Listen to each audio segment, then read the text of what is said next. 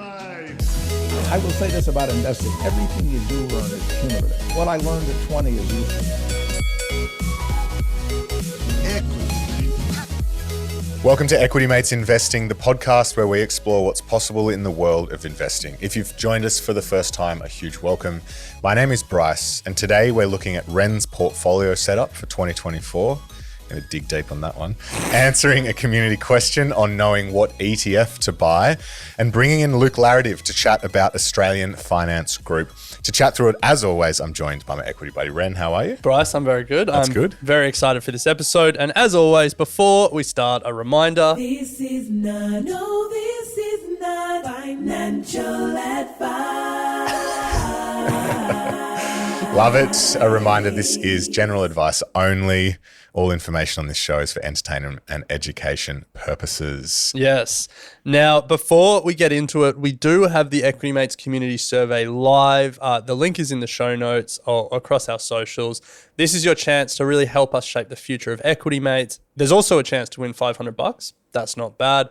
But it really does help us know what we're doing well, where we can improve, and what we should do next. So please, if you've got 5 or 10 minutes, if you're commuting to work, just please hit it. It closes in like 3 days. So if this is the first time you're hearing it, take the opportunity while you're listening to this to complete it. It should take no more than sort of 5 to 10 minutes. Yes. It would really help us. Now, Bryce, as you mentioned in your intro, we're going to start with my portfolio setup for 2024. You've been just asking me like, Ren, what are you going to do this year? I need to know what I'm doing. Not a chance. Yeah. Please, just tell me. No way. And I said, save it for the podcast, Bryce. I know what you're doing. I could do this segment. That would be interesting. But I have had a I guess like a review of my portfolio and a think about how I'm going to invest for the year ahead and how I'm going to manage my money. And I thought I'd come on and share a little bit of that. So I really subscribe to, I think the personal finance experts would call it the pay yourself first methodology. Yep. And correct me if that's just completely wrong. But what I do is when I get paid, I have a whole bunch of automatic transfers set up that go to, well, now the mortgage, but also spending account, all that stuff, investment accounts. So the way that I've set it up this year is the money that I have allocated to investing, 2/3 of that is going to go to my core. Yep. And then 1/3 is going to go to satellite investments. Core being low-cost index ETFs. Yep. So core being that like set and forget, as you said, low-cost index ETFs, stuff that you never need to sell and you just dollar cost average into time and time and time again. Yep. And that's just going to give you the market's average return. And then the satellite portfolio is the part of my portfolio where I'm trying to beat the market. Fun part. And so that could be individual stocks, active fund managers, thematic ETFs, and sue me, crypto. So Crypto. I'll start with the core and then we'll get to the sexy stuff in the satellite. Okay. So core, I've split that across 5 ETFs. So Aussie is, let's see if I can remember this off the top of my head. Aussie is Vanguard Australia ETF. US is iShares S&P 500. Europe, BetaShares Europe. UK, BetaShares FTSE 100. Yeah. And then Asia, Vanguard Asia ex Japan. So that gives me like a global spread, Australia, US, Japan, Europe, UK. Some parts of the world that I'm not getting, but that's a pretty good start. Now, the obvious question is, why don't I just do one ETF? Why don't I do the VDHG, for example. Vanguard Diversified High Growth, or BetaShares Diversified High Growth, DHHF? My reasoning is those ETFs are great, and I could do them, but the geographic weighting in those ETFs is something that I don't love. So it's about 70% US stocks. And that's because the US has killed it, they've outperformed, and they're bigger. And, over the last 20 years, being overweight the US would have been a good move. So there's nothing wrong with that. But for me personally, I prefer more having a sort of even split across the different parts of the world. And I have a general view that US outperformance isn't going to last forever. It's just also not true diversification. Yeah. If 70% of... Now, to be fair, proponents of the one ETF portfolio would say, But as other parts of the world outperform, they become bigger weights in the ETF. So in that sense, it is kind of truly diversified. But I know where you're coming from, and You're still getting outweighted exposure to the US. Yeah. So I prefer to have that sort of equal exposure around the world. So that's my core. Yep. Yeah. Now we should say very clearly, even though we've played the not financial advice sting earlier, those 5 ETFs worked for me. This strategy works for me. It may not work for you and your goals. So think about it yourself. Get professional advice if you want. Don't just blindly follow 2 idiots you hear on a podcast. But with that said, so that's my core. About 2/3 of my money goes there. 1/3 goes to my satellite. Now, about a third of that third is going into crypto at the moment. Yeah. Sue me. It feels like Bitcoin's going to move this year. Well, it already is moving this year. And so I've sort of gone overweight that to what I normally would be investing there. Yeah. A lot riding on the halving. Yes. Yeah. But not a lot in the sense that like my financial future rides on the halving. Yeah. Like if that halves, or, you know, if I lose money on crypto, like I have gone in eyes wide open. Yeah. And then the rest I save up. So that satellite, I have an automatic transfer just to a savings account, and then I'll just transfer it when there's something interesting or there's I'll transfer it to a broker or a crypto exchange or whatever when there's something that I think is worth investing in. So that's nice. That's me. What are your thoughts? How are you approaching your offset account? So Alice and I are each transferring a little bit more than we need to each pay cycle. For the mortgage? Yeah. Yeah, gotcha. Yeah. So the idea being that like over each fortnightly pay cycle, that buffer will slowly just increase. Yeah. Yeah. Nice. And, you know, if there's, yeah. I think it's also like then if there are an interest rate rise or two where transferring, it's somewhat absorbed. It's not like we're going to need to then up our transfers because it's like we've got that buffer already. Yeah. Do you put your savings for your 1/3? No, I'm just putting it in there? a savings account. Yeah. Like I could, but you know, it's the mortgage is the size of the mortgage and the amount that I'm putting away for the satellite investments. I get you. Yeah. It's not going to move the needle. I like that. I think it's a very clear strategy. If you haven't listened to Get Started Investing, this is something we speak a lot about on Get Started Investing, the core and satellite approach. And I mean, the whole book that we've written. That's more just core. Yeah, don't stress, just invest. Put sort of the numbers around the power that a core portfolio like this can, you know, what it can turn into over a long period of time.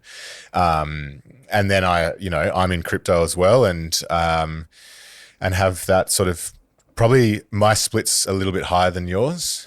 To crypto. Yeah, I'm like 80-20 crypto. Okay. Big belief in the Bitcoin halving. Now, I know you're joking, but a lot of people wouldn't. So no, I am definitely joking. I am not doing any DCA into crypto. I just went to like lump sums last year, and that's it. I'm just like, I'm happy with that. Yeah. If it doubles from here, great. If I lose a bit, not so great, but I'm not going to add any more to it, I don't think. But I follow a very similar approach with the split. What I mean is what I'm doing more of is I probably do about 80% that goes into ETF core rather than 60%. Yeah. Yeah. Okay, cool.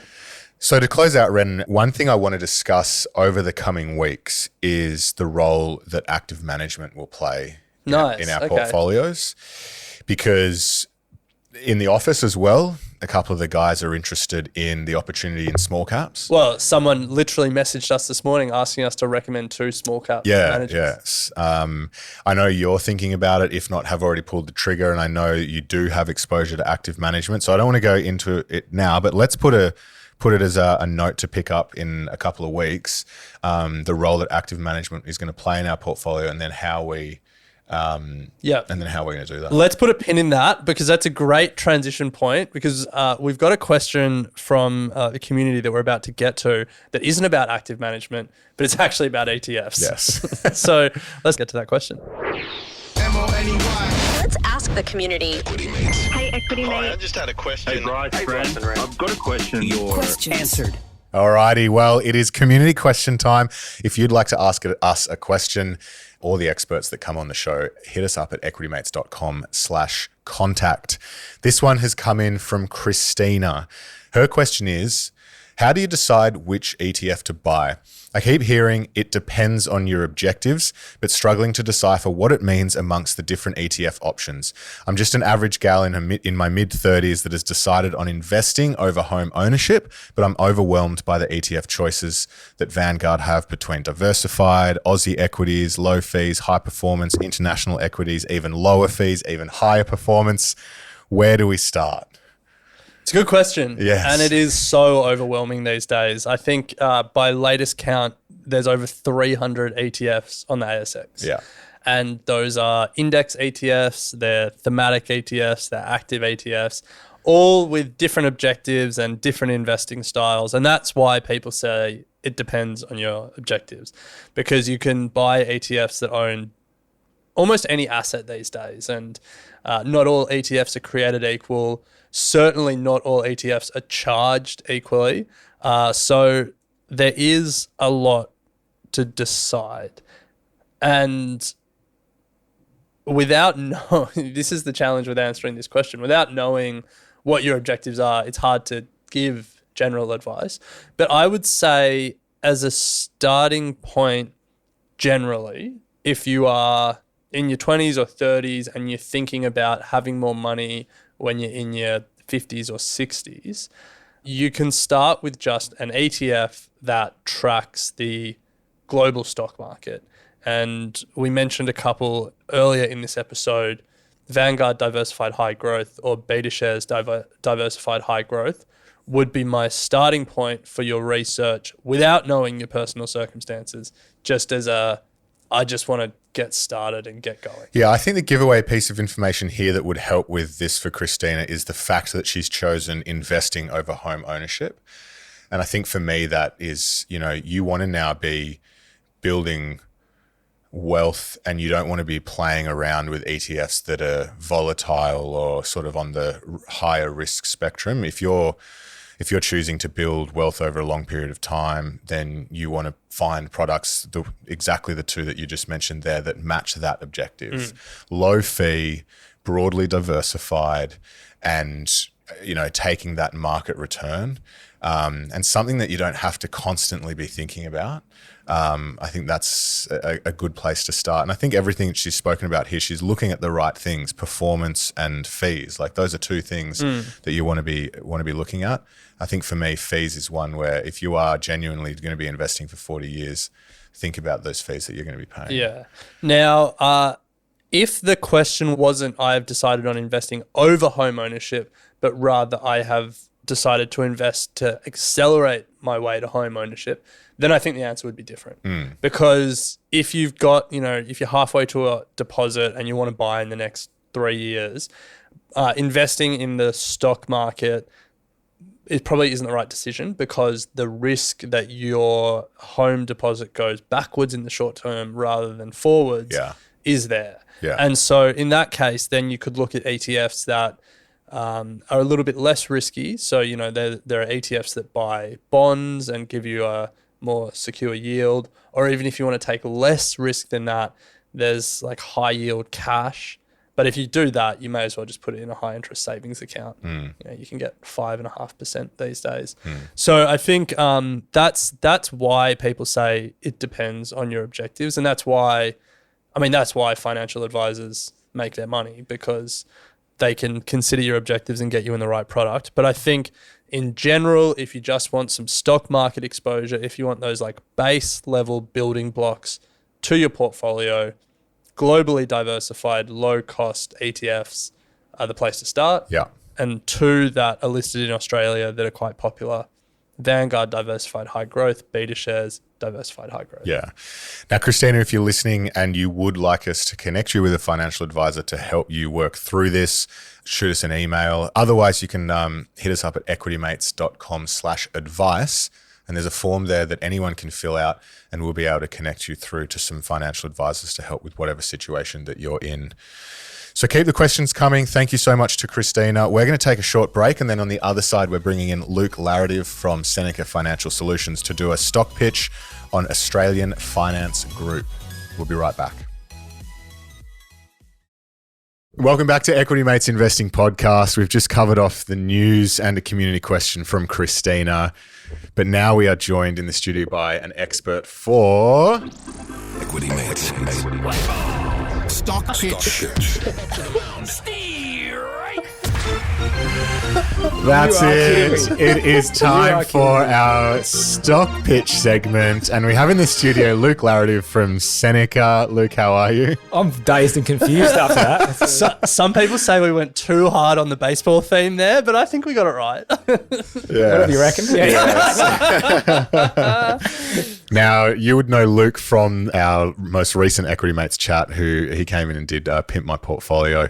We're getting you in now to talk about stocks in your portfolio or on your watch list. We should have just flipped the table and done we review Luke's portfolio. I can bring my portfolio. Show bag of shit. I'm happy to do. I can do my show bag of shit with you guys. All right, we can do that anytime you like. We'll pencil that in for a future episode. Yeah, We've sounds also good. got to get Luke to review our portfolios at some point. Yeah. A few episodes to Now go. we're talking. Mine's pretty perfect though. So. But that's not what we're doing here today. Luke, you're joining us to talk about one company that has caught your eye. Mm-hmm. It's a company with a very generic name, Australian Financial Group. Australian Finance Group. Finance Group. He's got it wrong on the first line.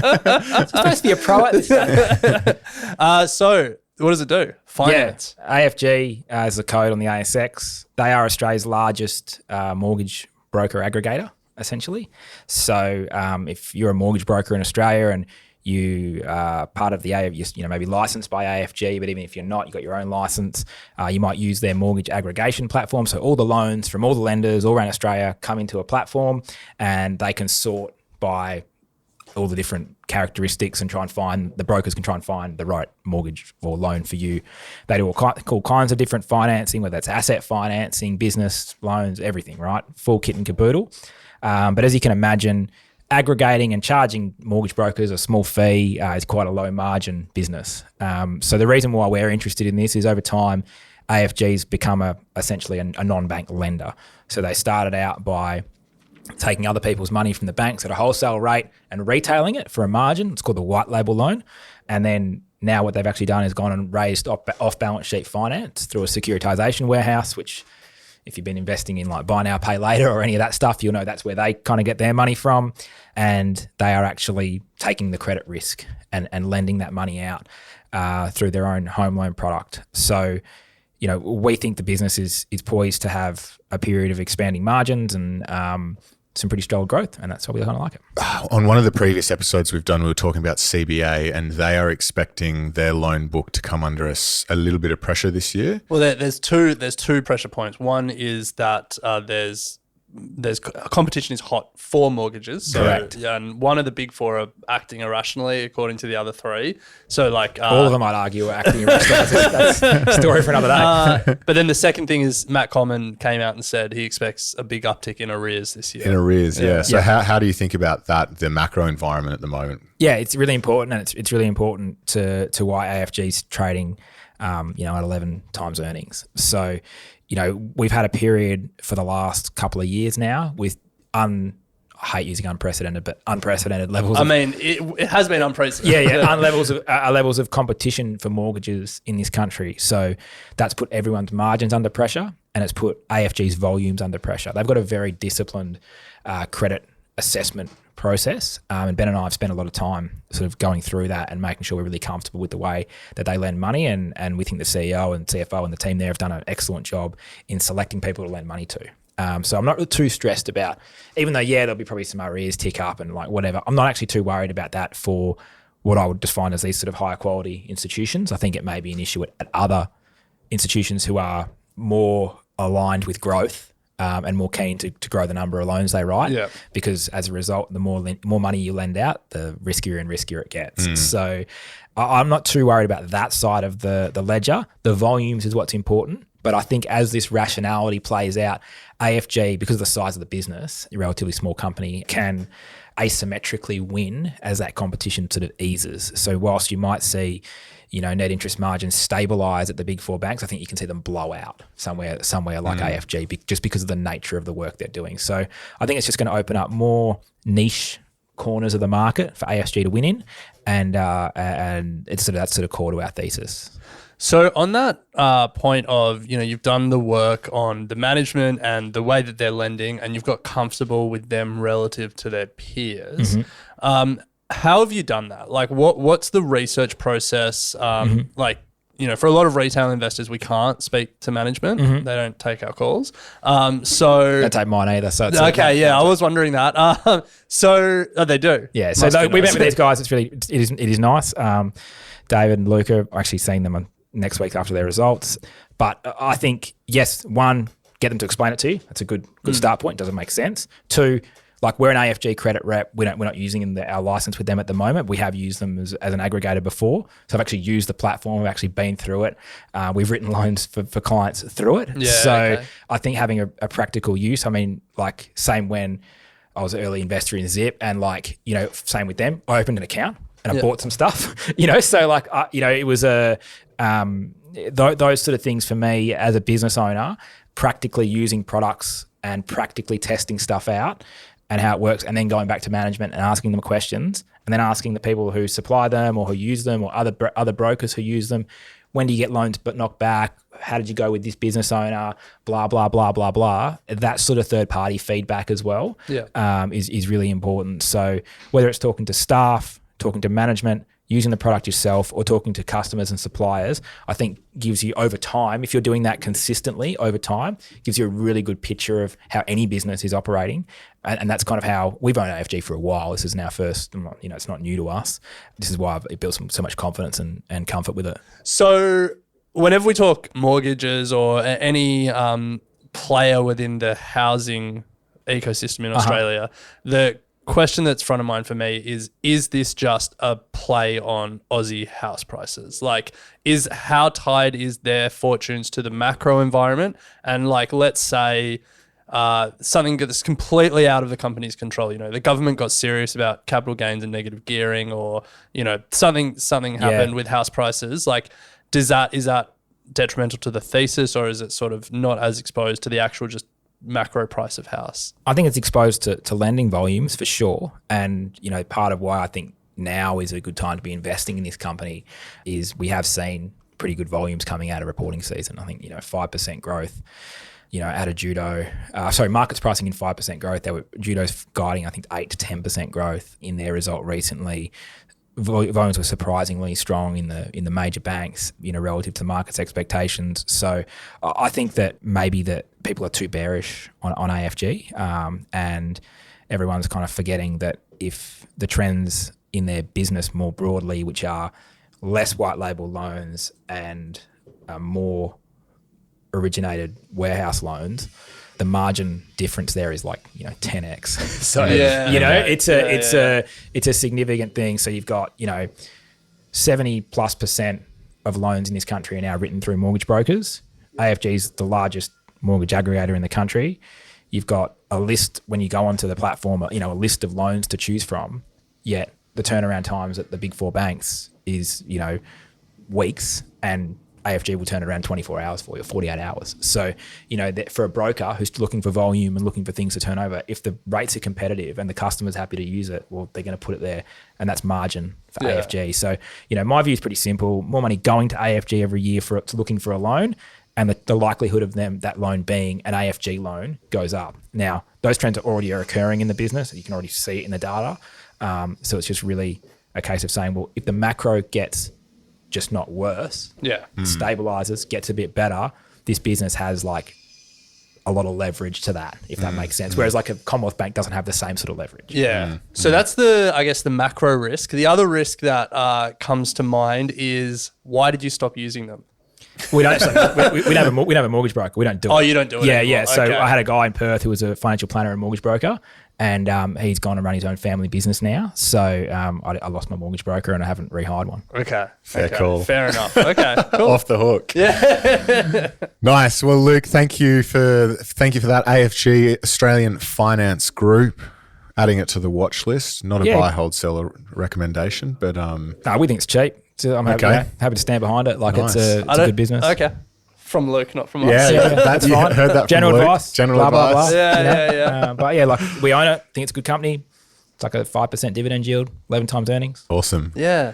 Wow. Well, stick around because in an episode or two's time, Luke will be back with another Pimp My Portfolio as well. So very keen to get Better stuck sting on into Pimp My that. Portfolio, Better yes. sting. Hey, I reckon this one's pretty good. Yeah. Well, yeah, all Sting feedback is welcome. We're going to keep optimizing them throughout the year. equitymates.com/contact if you want to submit your portfolio for Luke to have a look at. If you want to give us feedback on Stings, or if you want to have a chat to Luke about your portfolio not on the podcast, you can also go to equitymates.com/contact or equitymates.com/advice and fill out the form there and have a chat to Luke. So plenty of ways to speak to Luke. Plenty of pleasure. ways. My pleasure. Some may say too many, but we say just enough. Not enough. Not enough. Luke, always a pleasure. Thanks, guys. And that brings us to the end of our show today. As Ren said, you can hit us up in many ways, but equitymates.com/contact is the main way. Ren, always a pleasure chatting stocks. We'll pick it up next week. Sounds good. You have been listening to an Equity Mates Media production. In the spirit of reconciliation, Equity Mates Media acknowledges the traditional custodians of country throughout Australia and their connections to land, sea and community. We pay our respects to their elders past and present and extend that respect to all Aboriginal and Torres Strait Islander peoples today. This podcast is intended for education and entertainment purposes.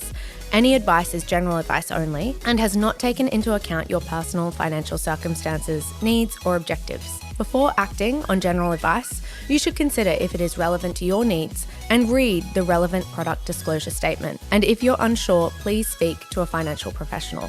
The hosts of this podcast and their guests may have positions in the companies mentioned. Equity Mates Media operates under an Australian Financial Services Licence 540697.